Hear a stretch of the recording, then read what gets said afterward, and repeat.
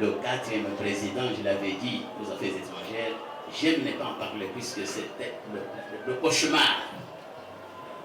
Je ne peux pas entendre de parler de choses ou de quelqu'un dont on ne peut pas parler, à moins d'être mentalement malade. Il s'agit de Laurent Désiré Kabila. Le quatrième président, je l'avais dit, aux affaires étrangères, j'aime ne pas en parler puisque c'était le cauchemar. Je ne peux pas entendre de parler de choses ou de quelqu'un dont on ne peut pas parler, à moins d'être mentalement malade. Nous avons eu le cinquième président, dont il disait être le bon et qui construira ce pays. Aujourd'hui, c'est Tshilombo Félix Tshisekedi. Alors ma seule question est la suivante. Pensez-vous, si oui ou non, que malgré ces ténèbres, malgré ces maux, ces difficultés, pensez-vous qu'il n'existe pas une jeunesse qui se démarque, qui malgré ces maux de tout genre et de toute forme, pensez-vous qu'il n'existe pas une jeunesse qui se démarque des autres? Si oui, quel serait alors votre conseil, votre message à cette jeunesse-là? Les clients sont des jeunes. Ceux qui trafiquent la drogue, ce sont des grandes personnes, mais ce sont des jeunes qui sont victimes. Ne pensez-vous pas que vous, jeunes, vous devez reconstruire une nouvelle société sans vous auto-mutiler? Merci. Merci, Monsieur Kiamba.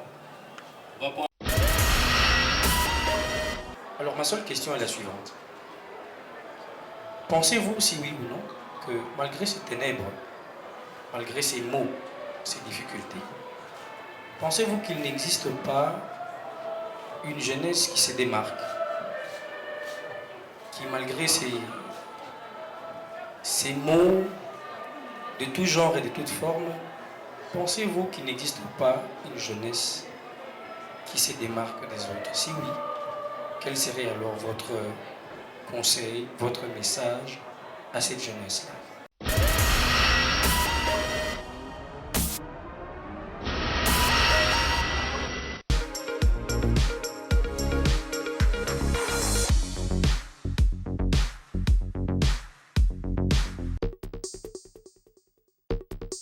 Laxiste avec nous-mêmes et avec les autres. Ce que l'on déplore chez les jeunes est comme le reflet dans un miroir des travers de notre société. L'impression est qu'au lieu de tenir sur les jambes ou d'utiliser les béquilles, la société marche à la renverse, sur la tête. La vérité ici est qu'ici l'excellence devient l'exception, la médiocrité la règle. La gouvernance et la bonne gouvernance est devenue une chimère. C'est la loi de la jungle et du sauve qui peut. Le seul fait de le souligner évoque que les défis sont immenses.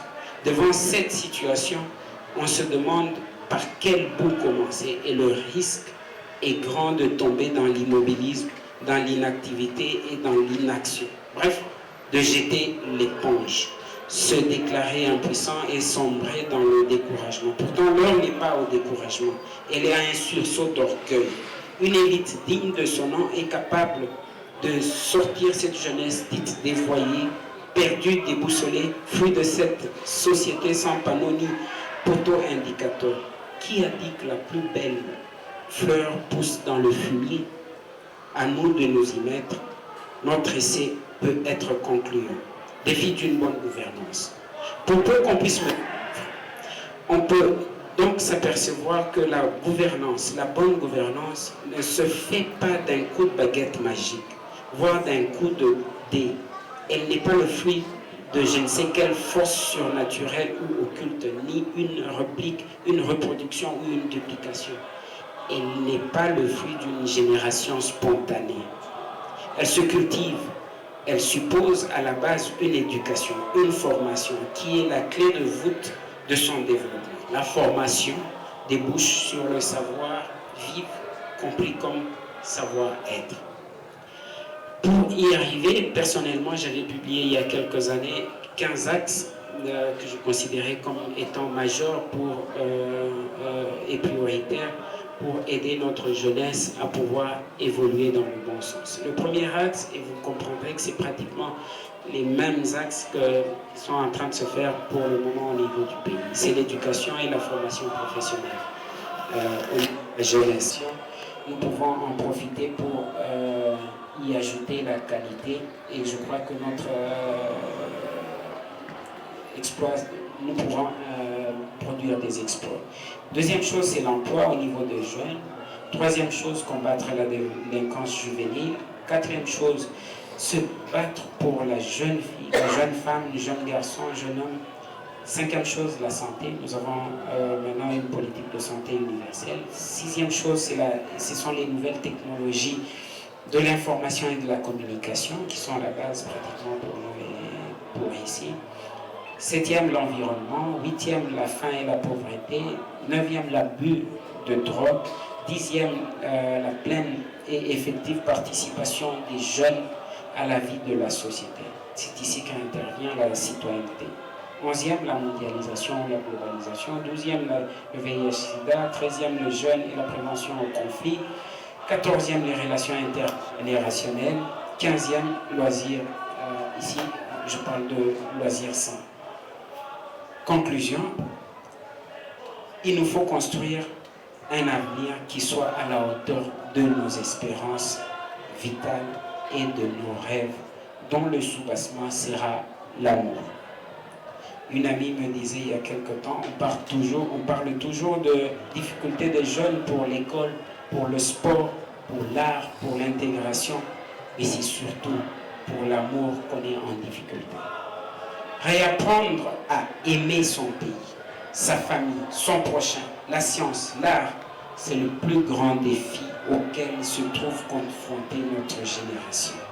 C'est le plus beau projet que l'État, l'Église, l'école, la famille puissent offrir à la jeunesse. Depuis des décennies, nous n'apprenons pas à aimer. Nous apprenons à détester. La mode est à la détestation de soi, la détestation de la famille, la détestation de la tribu de l'autre, de la nation, de la société, de la culture, de la civilisation, à la détestation de l'Occident, de la religion, de la morale, de l'intelligence, la détestation du devoir et du travail, de l'excellence et de la réussite.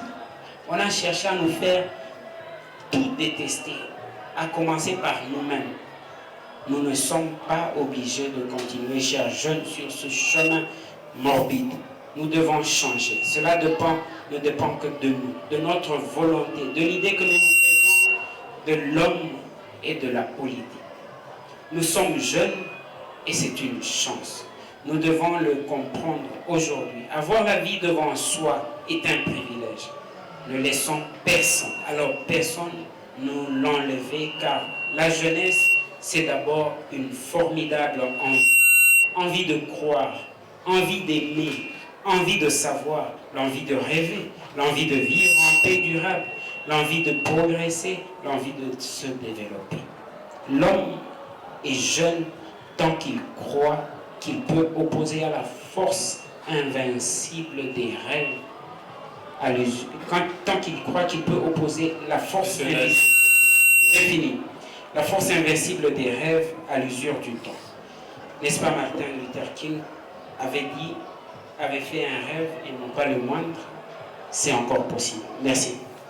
Mais en ne prenant pas tous les mots, je retiens que M. Dadi a essayé de passer en revue les différents mots qui guettent la nation, partant même de l'école et de la notion du civisme.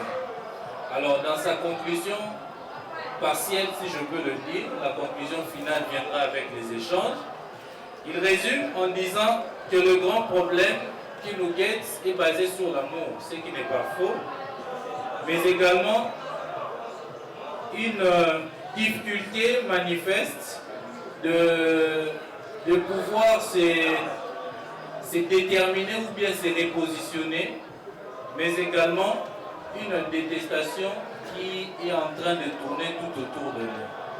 Alors, pour essayer de ne pas perdre du temps, nous allons passer pour écouter le patriarche. Et juste après son intervention, nous allons cette fois-là prendre les différentes questions avec les deux premiers intervenants et nous allons continuer. Alors, sans plus tarder, nous allons donner la parole à M. Paul Kapita Chabangi qui est avec nous, qui est l'un de 13 parlementaires.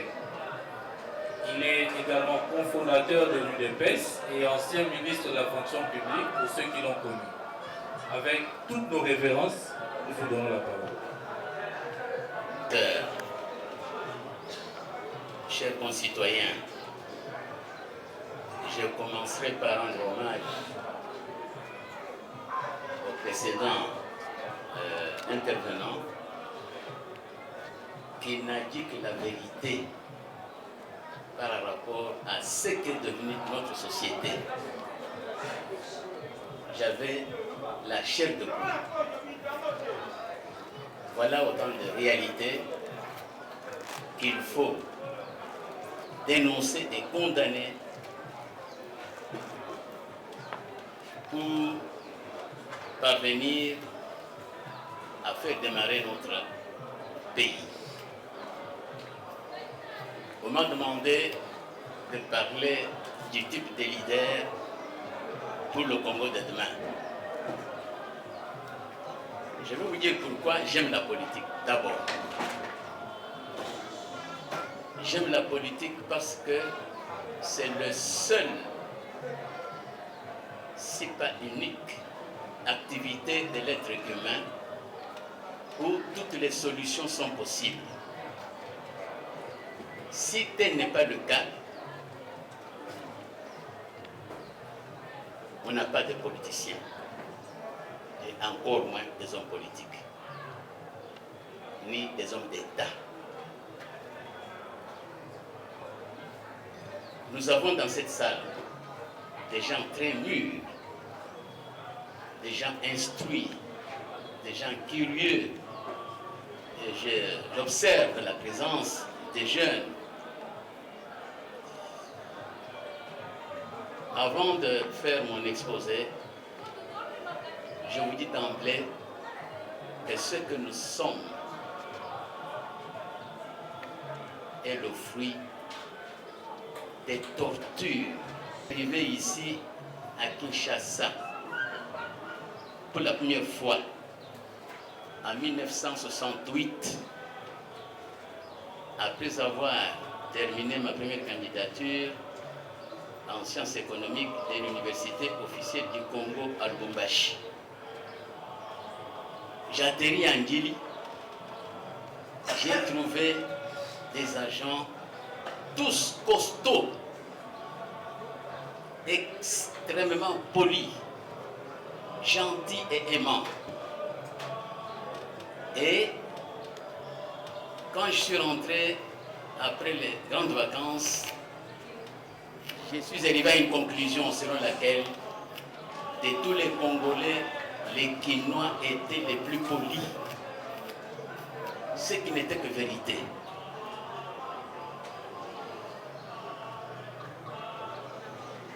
J'aime la politique parce qu'un homme politique apporte des solutions là où on imaginait ne pas pouvoir apporter des solutions.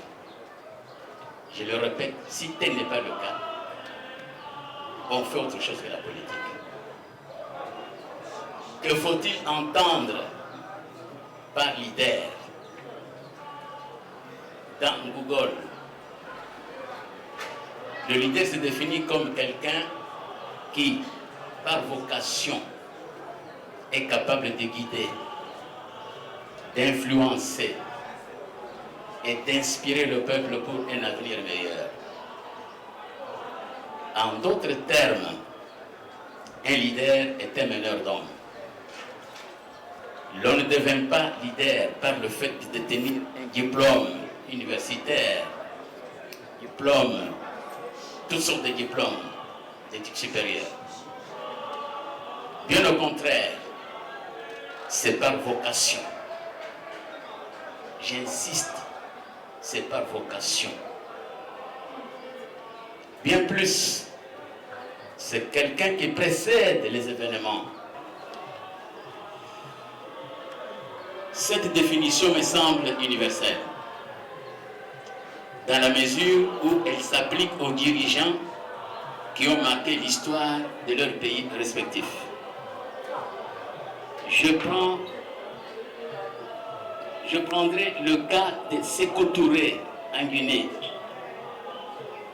Vous n'êtes pas sans ignorer que le vent de l'indépendance a soufflé vers les années 57-58. Le Ghana était le premier pays indépendant en Afrique, suivi de la Guinée de Sékou Touré. Au Ghana, le premier président était médecin. En Guinée, Sékou Touré était un autodidacte. Études faites, école primaire, mais un lecteur sans pareil. Il s'était formé au point qu'on pouvait lui reconnaître. Il n'avait fait que l'école primaire, mais un autodidacte rare. J'en profite avant de continuer pour vous dire ceci. En 1959 ou 60, en début, ils sont allés en Belgique. Tellement que l'Occident, la Belgique en particulier, l'Occident avec, ils avaient peur des gens comme les Sékou Touré, les Lumumba, les Kwame Nkrumah. De mon exposé, et celui-ci, quel leader politique pour le Congo de demain? Aujourd'hui, comme hier, et pourquoi pas demain, notre cher et beau pays qui est devenu une loque, faute de bons dirigeants, et je n'hésiterai pas de qualifier ceux qui ont dirigé cette ville ou ce pays à partir de M. Mobutu, en passant par, ne parlons pas de Laurent Désiré Kabila, j'en connais beaucoup, en passant par celui qui va s'appeler Kabila, ce peuple était abandonné à lui-même, dans la mesure où il n'a pas eu la chance d'avoir des hommes d'État et des hommes politiques.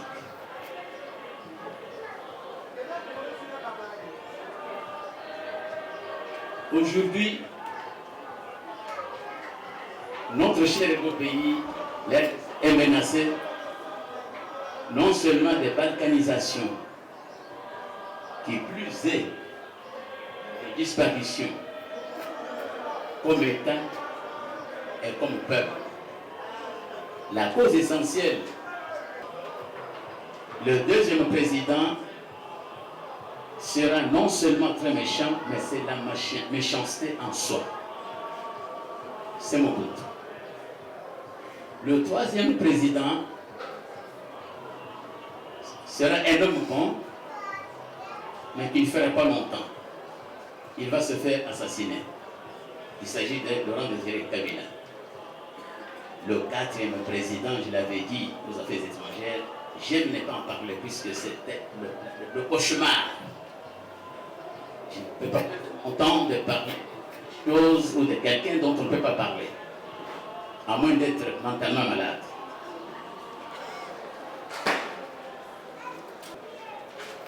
Nous avons eu le cinquième président, dont il disait être le bon et qui construira ce pays. Aujourd'hui, c'est Tshilombo Félix Tshisekedi. Nous ne sommes pas venus ici pour faire la campagne de quiconque, mais à votre invitation, et par respect de cette invitation, nous devons vous dire toutes les vérités. Notre pays a été érigé en enfer par des régimes précédents. Aujourd'hui, celui qui est à la tête du pays a la volonté de reconstruire ce pays. Mais est-il libre? Je le crois, mais il est coincé par les impondérables politiques de toutes parts. Depuis 1996 à ce jour, le Congo compte plus de 15 millions de morts dans l'Est. Et pour quel crime? Tout simplement en raison de ressources incommensurables que contiennent le sol et le sous-sol de ce pays. Aujourd'hui, vous suivez tous à la radio, vous suivez à la télévision, l'Union européenne est en train de faire du cinéma. Les États-Unis avec. Mais il y a un pays aussi grand qui prend la cause des Congolais en compte et qui serait disposé à nous venir en aide. Et cela pourrait réussir dans la mesure où nous serons tous conscients du danger qui nous menace à partir du chef de l'État jusqu'au peuple. Je ne parle pas de ceux qui sont autour de lui, non, je parle du chef de l'État, vous le peuple, les souverains principaux et les souverains primaires.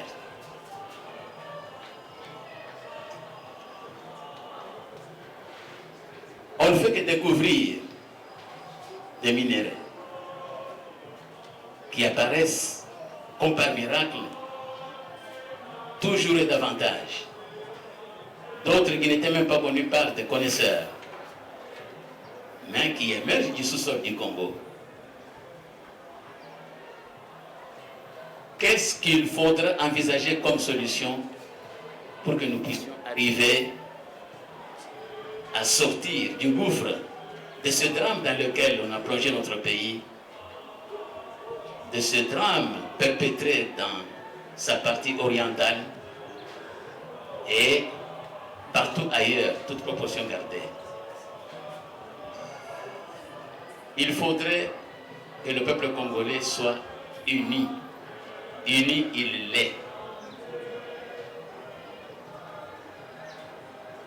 Est-ce que nous avons une armée? Avons-nous une armée congolaise? En partie, oui. Jusqu'ici, notre armée est infiltrée. Au niveau des officiers, tant subalternes que supérieurs. Je pense que tous les efforts sont entrepris à cet effet pour débarrasser l'armée. Une seule question au premier intervenant, M. Dadi, et deux autres au patriarche. M. Dadi, tout à l'heure, je vous ai entendu. À vous entendre, votre discours a peint un tableau, je dirais, totalement négatif. Vous avez épinglé les mots, moi je dirais mieux, les ténèbres qui envahissent la jeunesse aujourd'hui. Et que ces ténèbres empêchent à nous, la jeunesse, d'évoluer, de participer même à la gouvernance pour un développement concret de notre pays. Alors ma seule question est la suivante. Pensez-vous, si oui ou non, que malgré ces ténèbres, malgré ces maux, ces difficultés, pensez-vous qu'il n'existe pas une jeunesse qui se démarque, qui malgré ces maux de tout genre et de toute forme, pensez-vous qu'il n'existe pas une jeunesse qui se démarque des autres? Si oui, quel serait alors votre conseil, votre message à cette jeunesse-là? Alors, je m'adresse au patriarche. Nous avons, au travers de l'histoire, appris que ici en Afrique, je ne prendrai pas l'exemple de ceux qui sont en Europe, qu'il y a eu des révolutions. Je prends ici l'exemple des pays des Maghreb. Des pays des Maghreb, excepté la Libye bien sûr. Et que ces révolutions ont amené à un changement radical, à un changement des régimes. Mais que ceux qui étaient à la base de ces révolutions, c'était sans doute la jeunesse. Mon premier souci, monsieur le patriarche, allez-vous nous appeler, nous aussi, jeunes Congolais, et Kinois en particulier, à une révolution pour voir les choses changer finalement? Ma deuxième question, lorsque vous avez évoqué le prophète Simon Kimbangu, vous avez dit que lors de son discours autrefois, il avait vu dans ses révélations que le président Mobutu était les plus méchants, les plus dangereux de tous les chefs d'État qu'aurait connu notre cher et beau pays. Mais ce dernier n'avait pas manqué le courage de prendre des jeunes et les envoyer constituer l'armée pour combattre au front en vue de rassurer nos territoires et de bouter au dehors l'ennemi. Aujourd'hui, monsieur le patriarche, quelle est votre vision pour notre jeunesse? Comment participez-vous à votre niveau pour faire entendre la voix de la jeunesse afin que cette dernière participe au développement du pays? J'ai dit, je vous remercie. J'ai une petite question pour M. Paul Capita. Vous avez parlé, empruntant la devise belge, l'union fait la force. Dans votre exposé magistral, vous invitez les Congolais à lutter pour bouter hors du territoire national l'ennemi et construire notre pays. C'est bien comme vœu. Mais comment pouvez-vous concrétiser ces vœux-là dans une société où les inégalités sont monstres, dans une société où l'accession à la politique devient la maternité de la bourgeoisie, dans une société où l'homme politique est au paradis et la population dans l'enfer? Comment pouvez-vous concilier ces deux réalités sociales pour qu'on puisse créer cette union que vous voulez de tous vos voeux? Pour le premier intervenant, oui, la jeunesse doit arrêter de s'auto-mutiler. Oui, la jeunesse n'a pas de repère. Hier, moi, ton père, j'avais des références. C'était soit le curé de ma paroisse, soit les calacs du quartier, clercs du quartier, soit les moniteurs, soit l'infirmier. C'était des hommes modèles. Aujourd'hui, ceux qui devraient servir de modèles sont devenus des assassins de la jeunesse. Les flats, ce sont des vieux qui construisent, mais les clients sont des jeunes. Ceux qui trafiquent la drogue, ce sont des grandes personnes, mais ce sont des jeunes qui sont victimes. Ne pensez-vous pas que vous, jeunes, vous devez reconstruire une nouvelle société sans vous auto-mutiler? Merci. Merci, monsieur Kiamba. On va prendre eux-mêmes les familles des délinquants, donc les familles des Koulouna, qui souvent les hébergent et les protègent. Les voisinages, qui s'abstiennent de dénoncer quand il le faut, et les acteurs institutionnels. Dans les acteurs institutionnels, nous voyons donc le Parlement, les cours et tribunaux et les gouvernements. En ce qui concerne les acteurs institutionnels, l'article 52 de la Constitution fait que la paix et la sécurité est un droit pour tous les Congolais. L'État a donc l'obligation de nous sécuriser tant sur le plan national les serviteurs du peuple, puisqu'ils n'existent que parce que le peuple en a décidé ainsi. Les responsables politiques, l'État a la responsabilité de sécuriser les populations.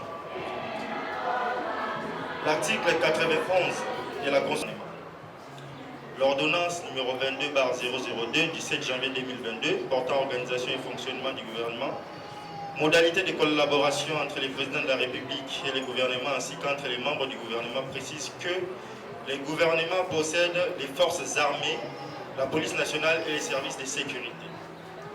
Le Premier ministre dirige. De conscience des jeunes, nous avons martelé sur le leadership, la stabilité politique durable.